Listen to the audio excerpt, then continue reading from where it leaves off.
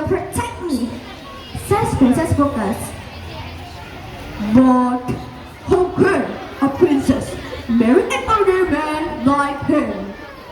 Answered the king. Please, Dad, please, let me marry him. And finally, Princess Pukes' parents gave their blessing, and both of the princess and her lover got married. Do you guys spot the ring? It's very shiny and bright, guys. It's time for the princess to leave the family and move to her husband's house. Mom!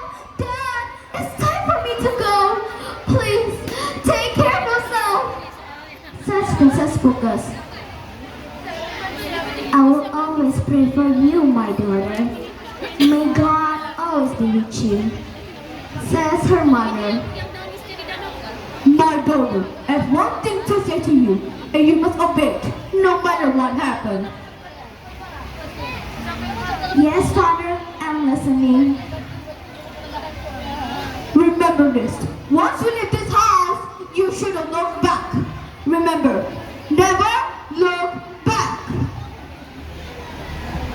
Yes, Father, I'll do as you ask me to do. I hope you live a better life with your husband, my dearest daughter. Her father hugged her. Then the three of them waved goodbye. Princess Pukes sat into the carriage and started her journey.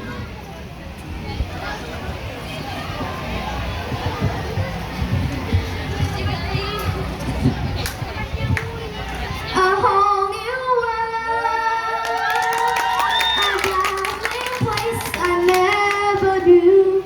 It's time for me to go and leave you here. Now I'm in whole new world, a dazzling place I never knew. It's time for me to go and leave you here. Now I'm in whole new world with you. A quaker person, newly baptized, newly married couple couldn't welcome together.